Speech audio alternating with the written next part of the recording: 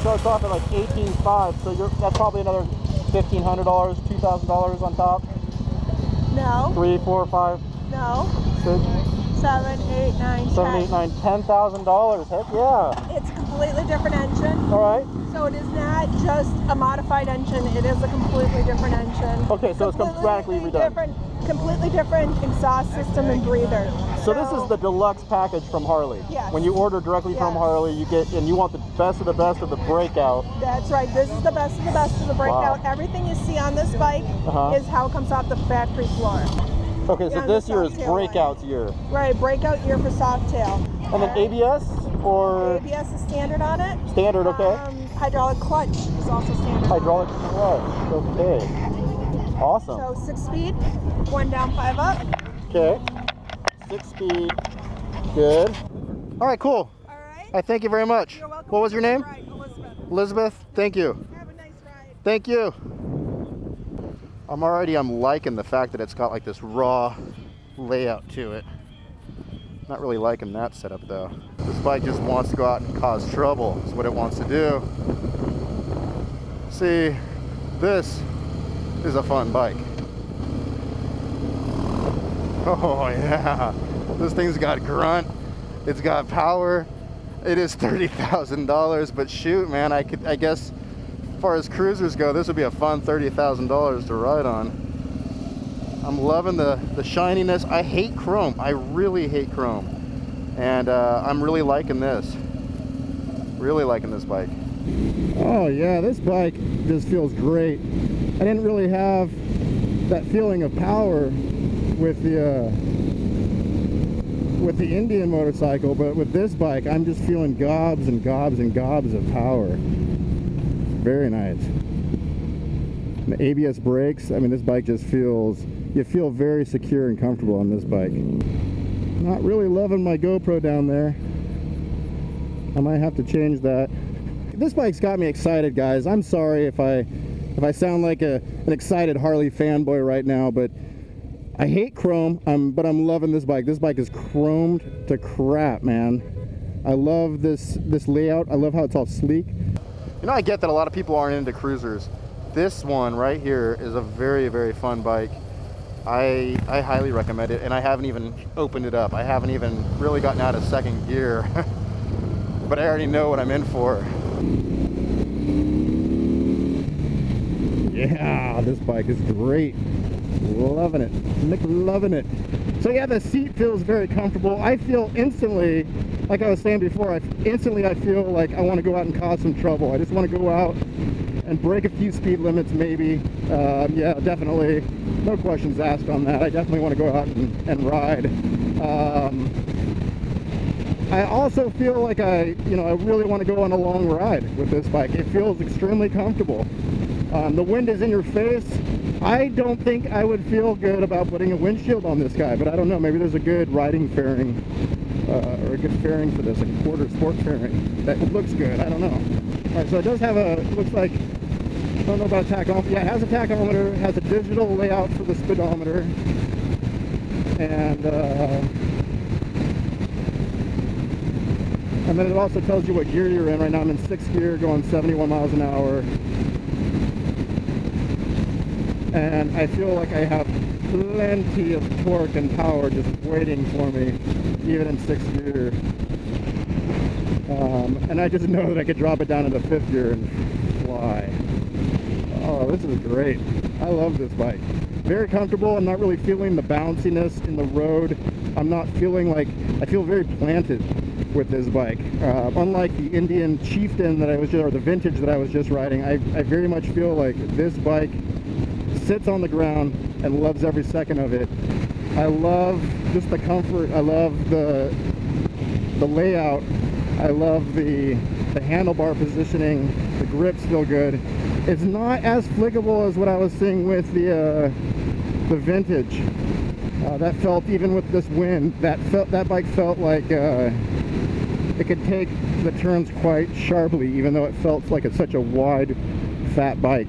Whereas this bike doesn't feel so wide, maybe right around the same width of feeling, but I do feel like I have to kind of wrestle with it a little bit to get it to take the turns.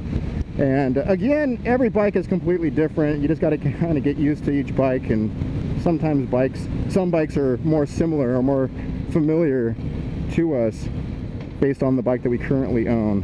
Open her up. Lots of power. Lots of power. I love it. I love it. So yeah, if you are looking at the Breakout, this is the upgraded version, right? This is all the Screaming Eagle stuff going on with it. And like the lady said, it's an extra $10,000, right around a $10,000 increase in price. That's a lot of money. And I'm not quite sure exactly what you get for that money. And, you know, being that I focus on economics a lot, I'm going to step away from that, because that's what this bike wants me to do. It wants me to break out, break free from, you know, however I'm thinking about the world, and just look at it from a smiling perspective, you know? And just this wicked grin. That's what this bike wants to give me, a wicked grin. And that, I think that is a fantastic thing for a bike to want to give to its rider. Oh, this bike is so fun. Yeah, so she handles great on the freeway. I love having that 6th gear. I love this tachometer setup. This is fantastic. The digital readout, it's very easy to read. I like it. I like it a lot. And the seat kind of has like this built-in little catch for you, so it kind of just cradles your buttocks and says, go ahead, pull on that throttle, you're not going anywhere, I got you, I got this. The rumble out of this bike, it's throaty, and I like it. I like it. It would be nice to have a really loud bike. See, this bike is the freaking devil. It just tempts you. It's temptation on 2. It wants you to be loud, it wants you to be aggressive, it wants you to just have that wicked grin. It really wants to take you out into the countryside. It really wants you to take you out to, like, you know, a live show, a live band playing at the tavern down by the river. Good stuff. I like this bike. Highly recommend it for sure. Hopefully this bike maybe one day will find its way into my garage. Again, this bike is tempting me to even just steal it. That's how much this bike tempts the rider. That's fantastic. I want a bike. I kind of want a bike that, it's just like the Grand Theft Auto bike. It just wants you to, that's the problem. See, you buy this bike, and then everybody else that walks by it, that looks at it, will have that Grand Theft wicked grin feeling stirring within them that wants to take this bike. So this might be a very, like, if you're going to get this bike, get the good insurance that protects you from theft, because yeah, this bike is just wicked fun.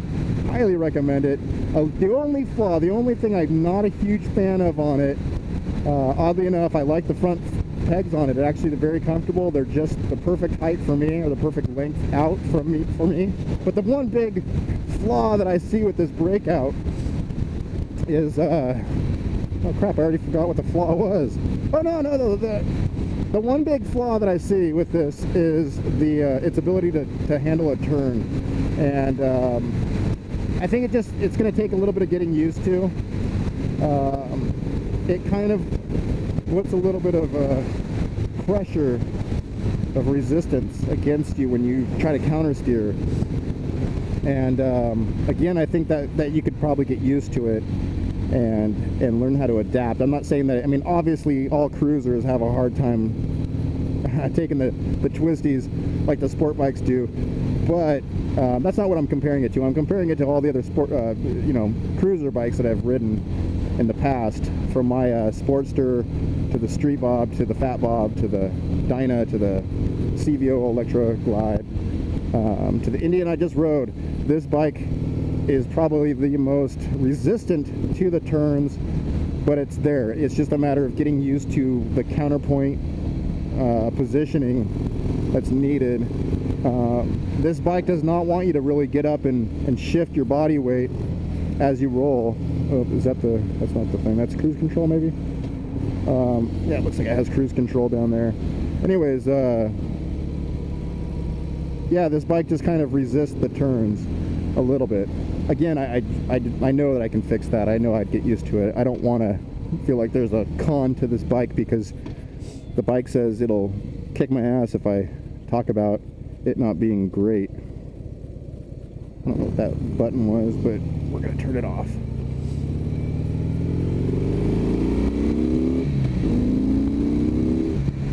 Oh, this bike. You guys hear that? Oh, it's throaty. It's such a fun bike, guys. If you get a chance to go out and test ride this Breakout, you're gonna have fun.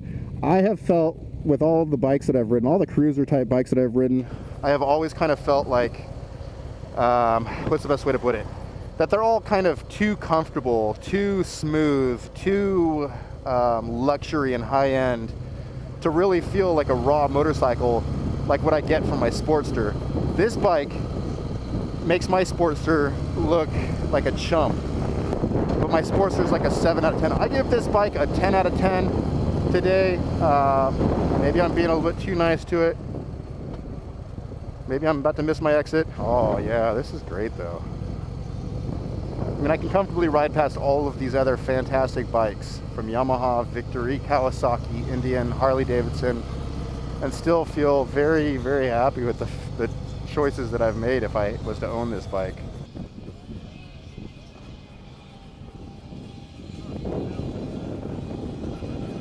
Fantastic. Ugly air cleaner. Huh? Ugly air cleaner. Yeah, a little air cleaner condom for it.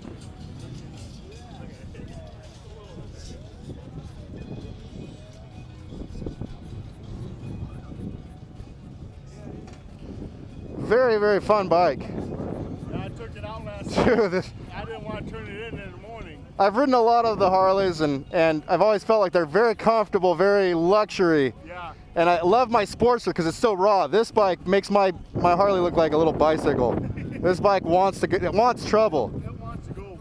And I want to give it trouble. Very fun.